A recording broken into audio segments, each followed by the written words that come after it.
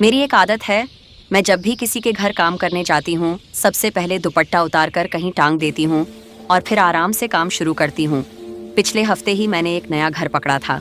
उस घर में 4 लोग थे, मौसी, मौसा जी और उनके 2 बेटे। मौसी काम के लिए थोड़ा देर से बुलाती थीं और काम भी ज्यादा नहीं होता था, इसलिए मैं बाकी घरों का काम निपटाकर सबसे आखिर में उन्हीं के घर जाती थी। वहाँ थोड़ी देर बैठकर बात हो जाती थी तो थकान भी कम लगती थी। रोज की तरह उस दिन भी मैं फर्श पर पोंछा लगा रही थी और पास में बैठी मौसी से बात कर रही थी।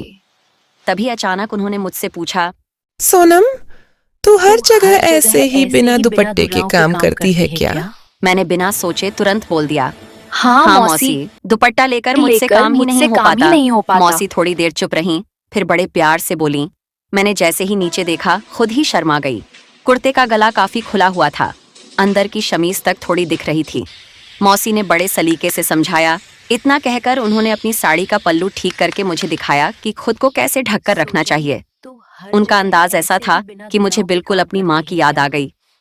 मेरी माँ भी मुझे बचपन में ऐसे ही प्यार से समझाया करती थीं, लेकिन वो तो बहुत पहले ही चली गईं, जब मैं बस 8-9 साल की थी।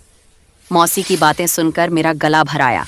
मैंने उनसे कहा, आप सही कह रही हैं मौसी, आज तक किसी ने मुझे इस तरह समझाया ही नहीं, इसलिए कभी ध्यान नहीं गया। फिर मैंने वहीं अपना दुपट्टा ठीक से ओढ़ लिया और आगे से कमर के पास बांध लिया। मौसी ने जिस अपनापन और प्यार से मुझे समझाया, वो सीधे दिल को छू गया। उस दिन मुझे ये बात अच्छे से समझ आ गई कि सिर्फ दूसरों से उम्मीद करना ही काफी नहीं होता, खुद को सही तरीके से रखना भी हमारी अपनी जिम्मेदारी होती है।